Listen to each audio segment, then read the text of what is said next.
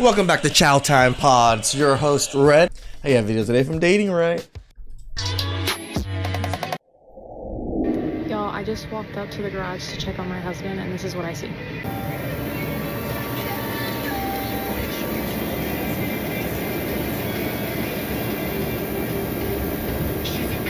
Babe. Babe. Can you just leave the man alone? They just need some time to sleep. A little rest. Leave the man alone. Come on. Aaron. Why?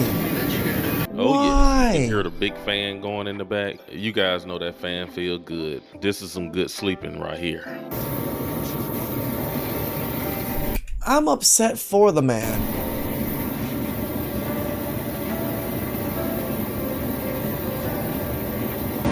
Aaron. Oh my gosh, I thought you weren't like breathing. Why she won't let that man rest? He I was know, just getting right?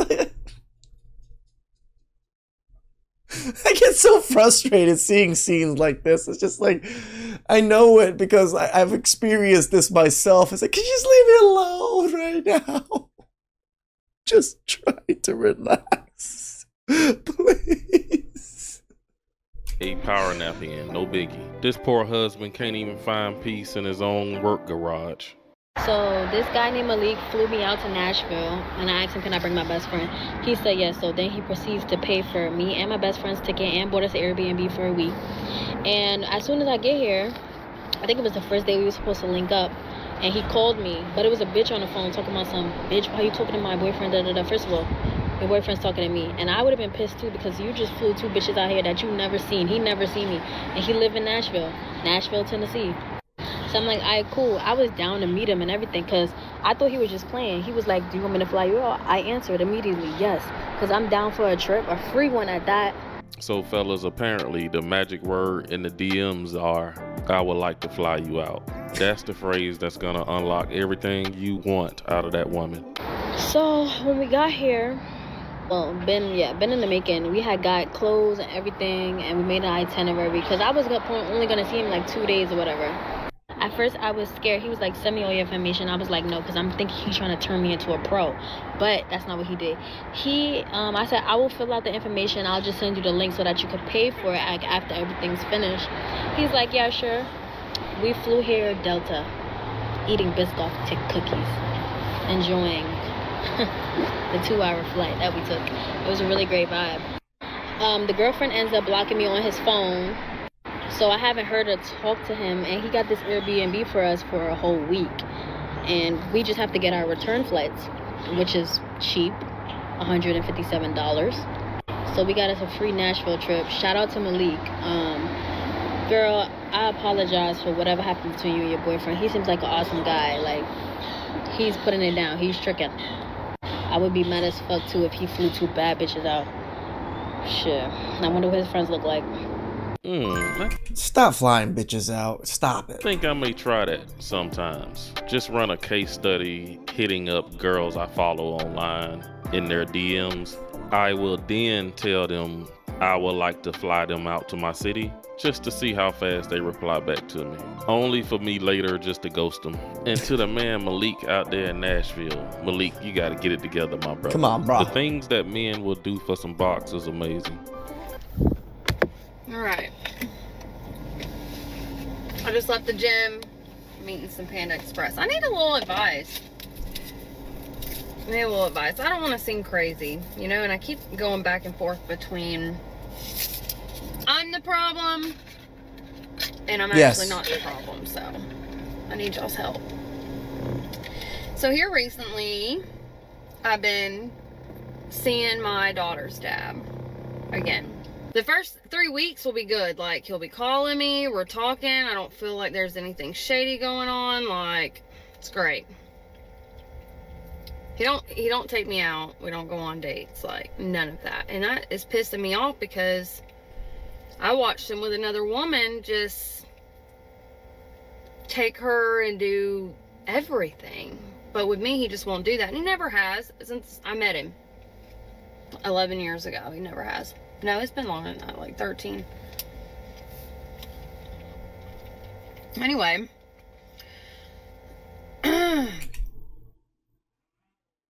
Did you just watch her swallow a whole bite of rice right now with barely like 2 chews? Last Wednesday, I called him at 9 o'clock. You know, after the busy day, like he runs a business, he's got his thing going. I work. I got 2 kids, they're in sports. So like I called him at 9 to tell him good night. Let the kids talk to him. Doesn't answer my call. Fine. Don't care. People go to sleep at 9 p.m. I do. I'm not even tripping about that. It's not usual for him to go to sleep at 9. Usually he's up till about 12 o'clock. And I know this, but I'm like, well, maybe he went to bed early.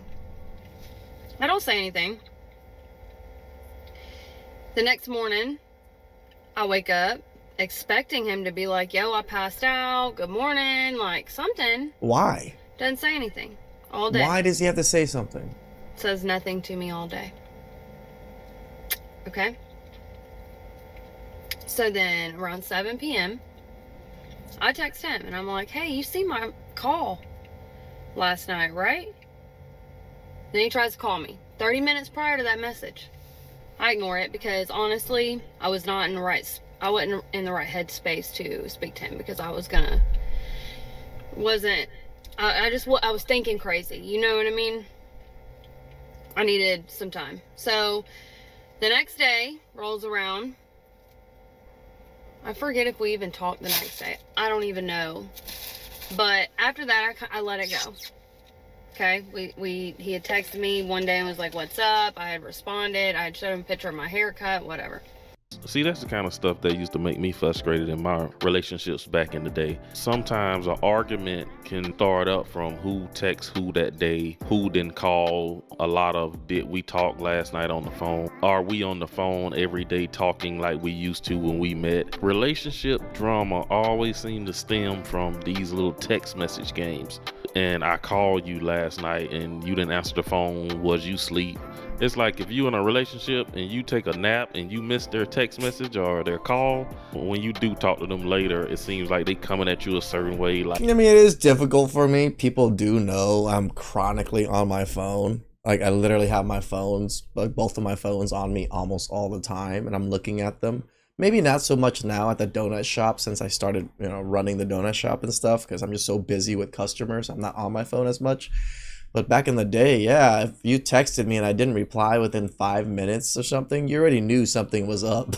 Like either I was ignoring you or I was damn busy. you gotta explain why you missed their call or they're mad. That was always irritating to me in relationships. And I know some of you guys know what I'm talking about because you can feel my trauma. Called you 5 times. 5 times. This is the that pisses me off. I don't want to hear you had your ringer off because you already know how that situation goes if I call you and you don't answer. That's the that pisses me off. Now, if there was a emergency, you got the ringer off. This week, Wednesday pops up. It's Wednesday. He sends me a good morning text around 10 o'clock. Great. I said good morning. Well, and then he calls me at like noon. I'm at work. And I told him I was at work. And he was like, oh yeah, today's not Friday. I thought you were coming to see me. He thought it was Friday. I'm like, and I giggled and I'm like, oh, that's why you're calling. Because he hadn't really communicated with me all week. He was wanting some ass, So, that night, after I got off of work, Emmett had wrestling. I went to the gym, made him dinner. About 8:40, so I called him before 9. About 8:40, I call him. He rejects the first call. Call him again. It rings. No answer. Now, here's my thing. I am the mother of your child. What if he was the last one that I called and something bad had happened? And he's rejecting my phone call. Why does everything have to do with the child? Obviously, I don't think everything you head him up for it has to do with the child. That's why he ignores the shit out of you. Another thing. At 8:40 at night, this is 2 different Wednesdays. What's going on Wednesday? So this time I sent him a text and I told him that, you know, I would never call his ass again. And won't. And won't. To get upset, now you rather not co-parent because he was busy? Or maybe actually dating someone else other than you? Immediately after I'd sent that text, he called me. So the whole time he had his phone in his hand. He knew I was calling. He rejected it. Then he texted me and said, I'm sorry, call me back. If I have to send you a text because I have an issue. That's the whole point of text. So we can see the issue without having to have a whole conversation. And it's like if roles were reversed. Say I didn't have no kids. I didn't have my kids. I lived alone by myself. And you were calling me, but I wasn't answering after 8 o'clock. Like, and we didn't live together. He would be. And like you guys aren't a couple. It seems like you're co-parenting and you let him hit every Friday or so. Thinking fucking crazy. So I'm done with that. But anyway, y'all let me know if I'm being too much. You are. Because a part of me is like, he wanted me to come over there this weekend. And I'm like, he lives 48 minutes from me. Gas prices are through the fucking roof. I'd be damned if I get in my car and I drive 48 minutes with my gas and you're acting shady as fuck. Absolutely not. Absolutely fucking not. Women just think their money is so much more valuable than our money. Anyways, ladies, don't play fucking house. Telling you, don't do it. Yes, it sounds like your daughter's father has moved on. He got a new woman on Wednesday nights, apparently, because we all know when someone don't pick up the phone and they're rejecting your call, they're probably a bit busy. And even for the fact that he still try to see her on Friday nights is a fun night for most men. We usually are going to be with our favorite woman towards the weekend. So it sounds like he got love for her, and of course he got a baby with her. So yeah, he definitely got love for her. But he just need to tell this woman straight up that he want to see other people and still see her and just see how it plays out, because doing it this way, rejecting her calls, not taking her calls when she is the mother of his kid, he just need to be straight up honest with her and just tell her how he want things to go. Because the way he's doing it now, she's only gonna start resenting him, and hopefully she don't start hating enough to block him from seeing his daughter. I mean, datingwright is right about it. I think we need to move about a little bit better about it. That's why you got to be careful with who you have kids with. I hope now that we have seen so many white women come on this internet and show us and tell us how bad their boyfriends and husbands do them, that we can stop comparing between white relationships and black relationships. Because ain't shit men come in all colors, sizes, ages. It's not just obsolete to black women, okay? It's not. And I hope these stories are showing y'all that it's not.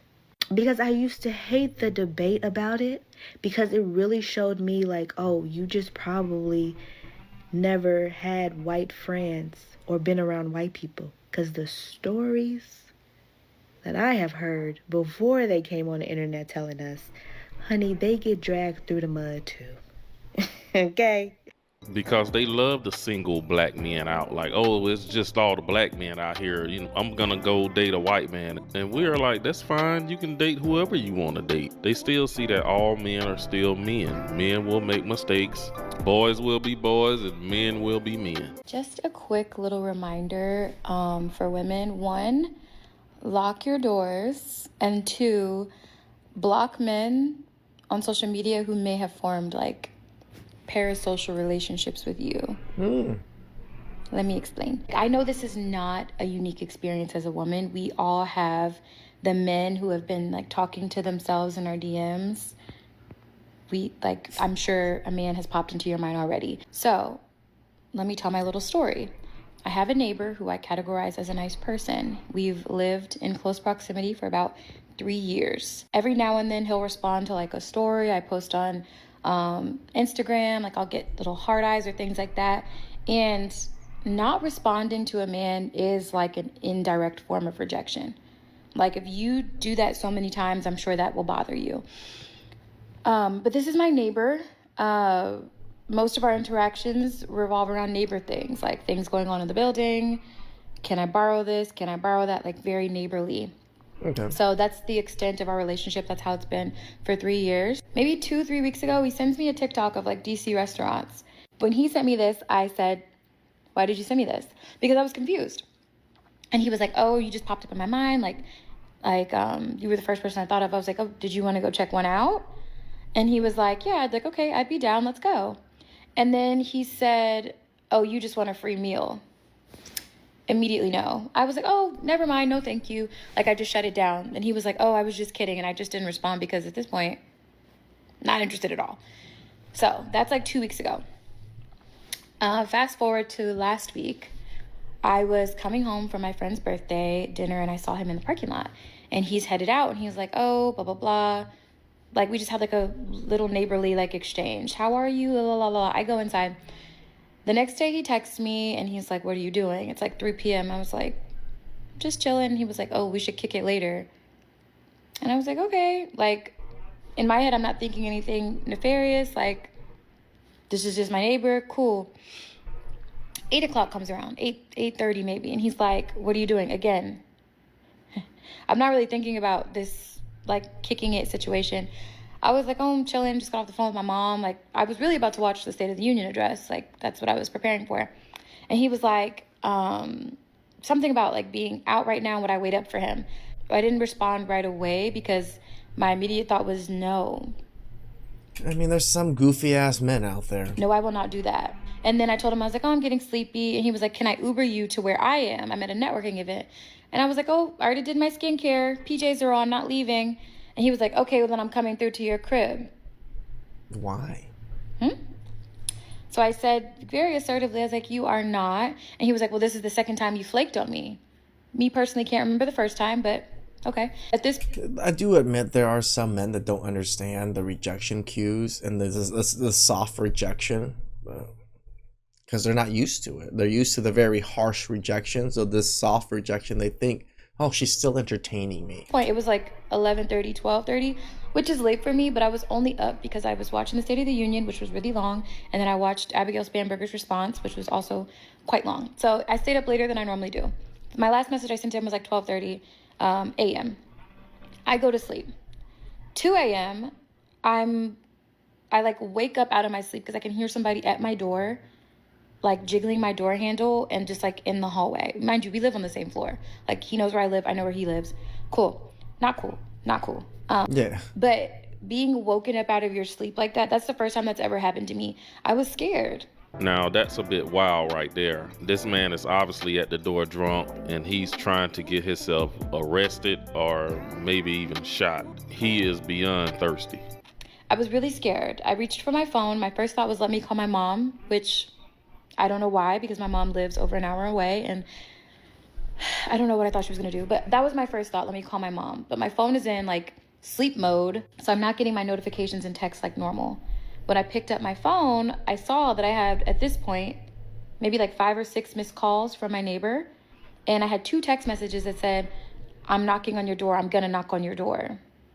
So now I have a little bit of peace of mind because I know who's at my door. I know it's not like a burglar. Like that was like my first thought. But now I'm like annoyed because like I already told you, like, no, I'm going to sleep. Another time, leave me alone. And I told you no several times. And then it's 2 o'clock in the morning and you are now at my door. My neighbor would continue to call me from 2:22 a.m. to 3:35 a.m. He called me 15 times in that time span. Damn. I wasn't able to go to sleep from like, I didn't go to sleep till like probably like 5 o'clock in the morning because I was just like on edge. I was really anxious. Finally go to sleep. The next day, I was like digesting all of this. How am I going to approach this situation? What am I going to say to my neighbor that made me extremely uncomfortable in my own home? And he texts me. He says, "My bad, LOL. But that's the second time you faked on me." What? And that just wasn't enough for me. So I carry on about my day. I think I posted like my breakfast or something on Instagram. And then he responds to my Instagram story and says, "Text back the fuck." Men do not speak to me like that. So even like in a joking sense, like my friends, nothing. We don't carry on like that. So as soon as he said that shit, I got mad. Like, saw red. All the grace I had been thinking to give him, like, oh, maybe he was drunk, you know, it's like 2 a.m. All that went out the window. And I just messaged him. I was like, I don't know where you got this sense of entitlement from to me and my time. And then I just swiftly blocked him across all platforms and blocked his number. And yeah, if you are directly or indirectly rejecting men, I think it's in everybody's best interest to remove them so they don't have access to you. And make sure your doors are locked.